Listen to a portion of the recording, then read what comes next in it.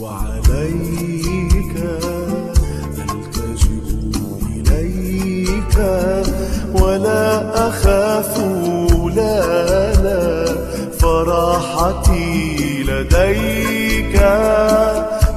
أتكل عليك ألتجئ إليك ولا أخاف، لا فراحتي لديك. أنا صغيرك طفلك وابنك المدلل، ومن شبابي إلى مشيبي على كتفيك أحمل. أنا صغيرك طفلك وابنك المدلل، ومن شبابي إلى مشيبي على كتفيك أحمل. إيماني أنت وهبته، ماضي أنت غفرته. إيماني أنت وهبته، ماضي أنت غفرته. ولي بيتا جميلا بسمائك صنعته، وضمنته لي ضمنته. برنامج قطار الحياة هو برنامج لكل الحياة. على مدار حياتنا بنلاقي أمور كتير شائكة ومحيرة بنحتار فيها. تابعونا في برنامج قطار الحياة، هتلاقوا ردود على كل حاجة محيراكم وعلى كل أسئلة مشككاكم في برنامج قطار الحياة. أهلا يا بونا. أهلا أختي ريم. سعد مسيح منورنا كتير بجد. شكرا. احنا بنكمل في سلسلة الغضب ووصلنا للسؤال اللي فيه ايه هي انواع الغضب، وحضرتك وصلت بينا لجزء معين حابين نكمل بعده في انواع الغضب ايه. تمام. احنا وقفنا بعد ما سردنا بعض انواع الغضب عند الغضب السيء. الحقيقه الغضب السيء اشوف منه كذا نموذج. واحد، غضب قايين. لما نلاقي في تكوين 4 5 و6 ان الله لم ينظر لقربان قايين فاغتاظ وسقط وجهه. نلاقي على طول يقول لنا فقال له الرب لماذا اغتظت ولماذا سقط وجهك. عدد 7 يقول له ايه؟ ان احسنت افلا رفع، وان لم تحسن فعند الباب خطيه رابضه واليك اشتياقها وانت تسود عليها.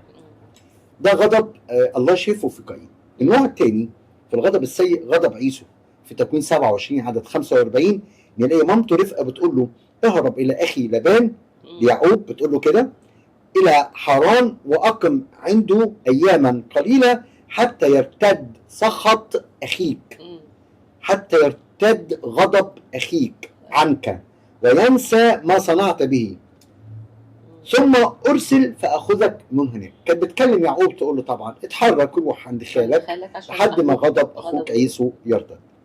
الغضب الثالث غضب ابني يعقوب اللي هو لاوي وشمعون. في تكوين 34 يعقوب بيقول لهم، وانا كنت اشرت للحته دي قبل كده، لماذا اعدم اثنيكما في يوم واحد؟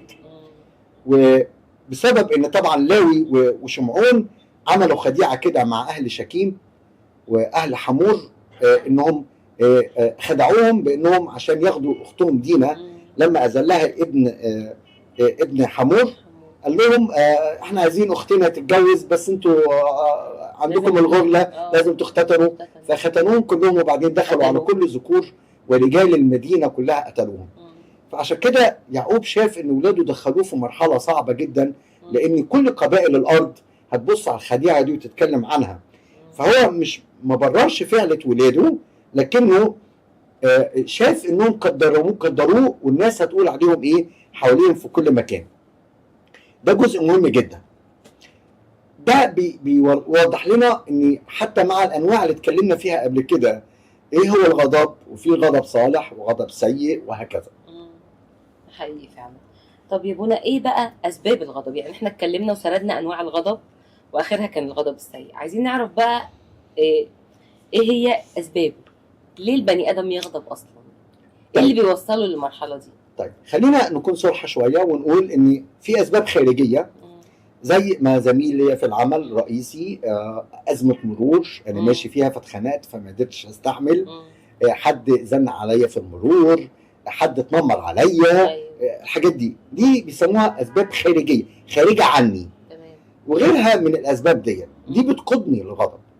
في اسباب تانية اسباب داخلية، زي التفكير في الامور الخاصة، مثلا الامور العائلية، مثلا ذكريات مؤلمة بسترجعها جوايا وافكر فيها، دي بتثير غضبي، وربما ما بعرفش اعبر عن ده، لكن مع اول موقف واحتكاك مع حد بيبان.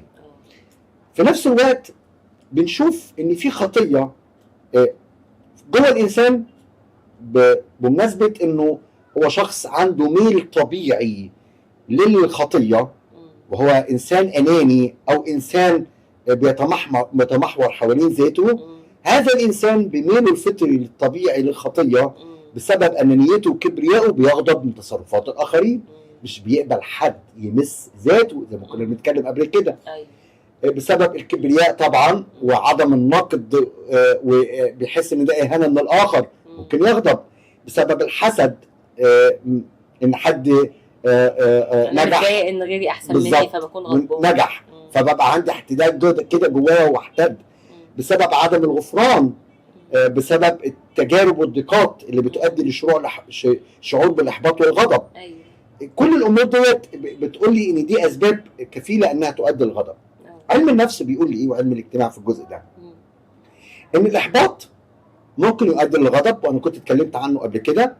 الظلم والاساءه عوامل من عوامل الغضب، لانها الانسان بيحس بشيء غير عادل انه بيتظلم.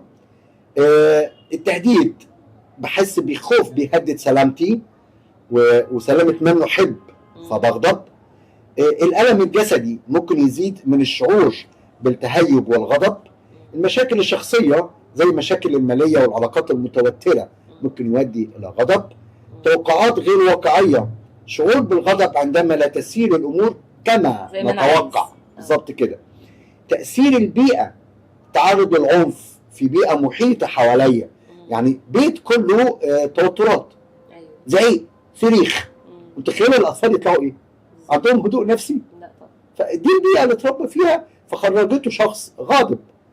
عوامل فسيولوجيه زي التغييرات الهرمونيه اللي بتحصل في بعض الحالات الطبيه اللي بيشاور عليها فيها الطب. لازم الاحظ حاجه قبل ما انهي السؤال اللي حضرتك اثرتيه، ان الغضب لا يصنع الصلاح الذي يريده الله. خدي بالك، يعقوب الرسول بيقول لنا في رسالته اصح 1 عدد 19 و20: اذا يا اخوتي الاحباء، ليكن كل انسان مسرعا في الاستماع، مبطئا في التكلم، مبطئا في الغضب. العدد اللي بعده: لان غضب الانسان لا يصنع بر الله. ودي الحاجه المهمه اللي انا محتاج افكر نفسي بيها كل شويه. مش هطلق لغضب العنان على اعتبار انا من حقي وده رد فعل والاخره. غضب الانسان لا يصنع بر الله. غضبك هيحطك في موقف انك بانفعالك وانتقامك وترد اعتبارك هتغلط غلط كبير قوي، وهتقول كلام مش هتعرف تتراجع عنه، هتقول كلام مش هتعرف تتوقف عنه، والكلام ده ربما يكون قاتل للاخر. اذا انت قاتل نفس. لازم اركز الكلام ده كويس قوي. لما تحس ان ذاتك اخدشت او ذاتك اهينت، هنا بيرجع لفكره الكبرياء اللي كنت بتكلم عنها من شويه. حاول تنتصر مش على الخصم اللي براك، انتصر على الخصم اللي جواك وهو الغضب. انتصر على ده، لان احيانا يكون الخصم جوايا انا بعادي نفسي، مش قادر اقبل الاخر لاني مش قابل نفسي. كمان في نوع من انواع الغضب اسمه الغضب المقبول، والحقيقه انا محتاج اقف عنده شويه. الغضب المقبول ده وافع مقدسه. حضرتك اشرت في الحلقات السابقه ان المسيح قلب موائد الصويف، وده حقيقي. الغضب الغير مقبول هو غضب غير متعطش للانتقام. لاحظ الغضب الغير صحي والغير مقبول غضب مليان انتقام، عنده عطش شديد للانتقام. لكن الغضب المقبول هنا غير متعطش للانتقام، بعيدا عن الذاتيه. انا بتكلم في امور انا مش بتدور حول ذاتي، انا بتكلم في امور عادله جدا، عادله بالنسبه لي وبالنسبه للاخر، مش انا، مش انت اهنتني، مش انت جرحتني. كمان عندما يكون غضب صحيح. وايه الغضب الصحيح هنا؟ الحقيقه الغضب الصحيح ليه معايير وليه احكام حتى لا يصبح مدمرا. لما تعلن باسلوب لائق وتعبر بطريقه لائقه عن احتجاجك، عن رد فعل ما عجبكش، عن كلام ما عجبكش، بطريقه لائقه، انت هنا بتصبح غير مدمر.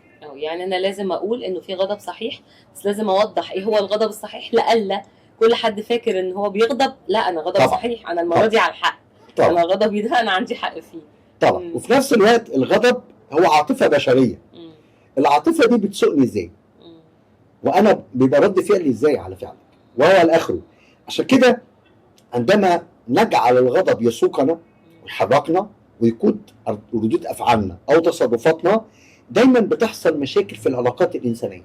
فيقول لك ابعد عن عبد المسيح ده، لانه شخص متوتر في علاقاته، لانه شخص غضوب، لانه شخص منفعل، لانه شخص بيتنرفز بسرعه، لانه شخص عنده ردود افعال او بيحدف طوب زي ما البعض بيقول، لانه شخص غير سوي وهو الاخره. عشان كده في توتر في المشاكل في العلاقات الانسانيه لما بيصل الغضب في حده الى ثوره وبركان جوايا. ده بيعمل مشكله كبيره جدا. والحقيقه انا بحاول انجز في السؤال ده عشان عندنا حاجات كتير عايزين نجاوب عليها. طب حلو جدا يا بونا. لا، هو فعلا احنا اتكلمنا بطريقه وافيه جدا يعني عن اسباب الغضب. المراحل بقى. نعم. عايزين نعرف الغضب رايح بينا على فين. المراحل وتطور الغضب.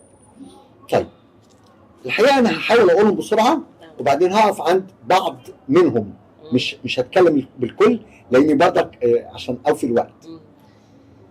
اول مرحله هو ضيق، احس بضيق، وبعدين استياء، وبعدين قدر، ابقى متقدر، وبعدين استثاره، وبعدين احباط، وبعدين عبوس، وبعدين سخط، وبعدين نقمه، وبعدين اساءه، وبعدين غضب، والغضب يؤدي الى الانتقام والقتل. تطور رهيب. انا قلتهم بمعانيهم كده المراحل بتاعته. ايوه. لكن قبل ما اتكلم عن البعض منهم عايز اقول لحضرتك مشاعر الغضب الغير منضبط هي اللي بتقودني كده. بتتحول تدريجيا من حاجه بسيطه ينفع تتعالج الى حاجه تؤدي الى جريمه في حق نفسي وفي حق المجتمع وفي حق الاخر، في حق المغضوب في حقه، وهي جريمه القتل. عشان كده المسيح ركز في حديثه عن انتزاع بذرة الشر. الموضوع ده من جوه القلب هو عايز ينتزعه.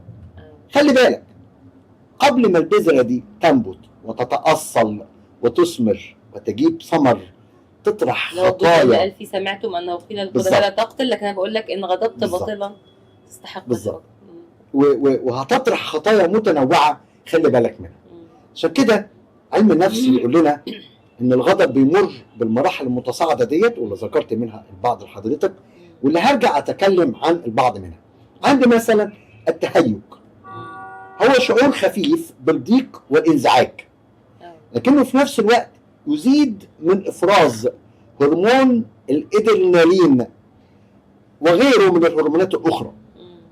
وفي نفس الوقت الاستياء شعور اقوى بالضيق والغضب بيبدأ في التزايد، بس قوة الاستياء في حدته بتزيد وبتعلى معايا. كمان الغضب شعور قوي بالعدوانية والرغبة في المواجهة. حتى الأشخاص المنسحبين اللي ما يقدروش يتواجهوا مع الآخرين أحيانا بيعمل المواجهة دي جواه ويقول أنا هحاول المرة الجاية أبقى عندي شجاعة وأعمل المواجهة. أهو ده بقدر ما بيحاول يسيطر على غضبه، بالقدر لما بتحدث الشجاعة دي والقدرة دي بينفجر. وده حاجة لازم أخلي بالي منها. قد يصدر مني في شكل سلوك عدواني أو أحاسيس قوية تمكنه من الدفاع عن النفس بالطريقة اللي بقول لحضرتك عليها.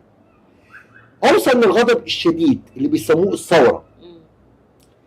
هنا بفقد السيطرة، بفقد التعبير عن الغضب بالشكل الصحيح، بعبر عن الغضب في شكل عنيف لفظيا وجسديا. والجزء ده بيخليني افهم حاجه مهمه جدا، بينتج عنه تغييرات فسيولوجيه وبيولوجيه زي ازمه قلبيه، زي ارتفاع ضغط الدم، زي حاجات كتيره جدا ناتجه عن الغضب الشديد ده او عن الثوره. في نوع تاني اسمه الهدوء والشفاء. الحقيقه هو ده ما دخلش فيهم تدريجيا، لكن هو بياخد الشخص ده الغضب يحصره جواه ويرجع تاني لحالة أكثر طبيعية لما يهدى. ربما حضرتك ذكرت في بعض الأوقات اللي فاتت في الأسئلة إن في ستات ما بتحبش الحتة دي، لكن يصاحبها شعور بالندم والذنب، فيبتدي يهدى تاني ويرجع تاني، لا ما أنا اللي عملته ده مش صح. يبتدي يلملم الدنيا ويبتدي يحاول بقدر الإمكان يعمل حاجة اسمها يلملم مشاعره المبعثرة، يحاول يرجع تاني من جديد. مش عارف عندنا وقت نتكلم عن عمليات الغضب؟ لا، واحنا عايزين في الدقيقة الأخيرة من الحلقة يا بونا نتكلم عن بس ايه معنى الغضب من الناحية النفسية، ايه الفرق بين الغضب الصحي والغضب الغير صحي؟ احنا يمكن اتكلمنا عن ده بطريقة مبسطة، لكن اكيد يعني هتكلم عنه اكتر في الوقت اللي جاي. الغضب الصحي هو كل ما استطيع ان اتحكم فيه لا ان يتحكم هو فيه. هو كل حاجة معبرة بطريقة صحيحة غير مؤذية للآخر. هي كل حاجة بتخرج ما بداخلي في أسلوب شيك محترم، أعبر فيه قد إيه أنا جرحت حتى لو كان الآخر مش بيستخدم الأسلوب ده. ربنا يباركك يا بونا. ولسه لينا كمالة في قصة الغضب، اللي هو إحنا أوقات بنبرره لنفسنا، لكن هو أوقات بيكون قنبلة موقوتة وانا مش ببقى حاسس وانا بعبر عن غضبي. حاول تسيطر على غضبك، حاولي تترجمي الغضب ده سببه ايه، حاولي تعرفي انها بذرة داخلية ممكن توصل بينا لان احنا نعمل كوارث. نتحكم في نفسنا ونحط كل امورنا قدام الرب عشان الرب يعرف يتحكم فينا بالكامل. شكرا يا بونا، ربنا يبارك. شكرا. ولي بيتا جميلا في سمائك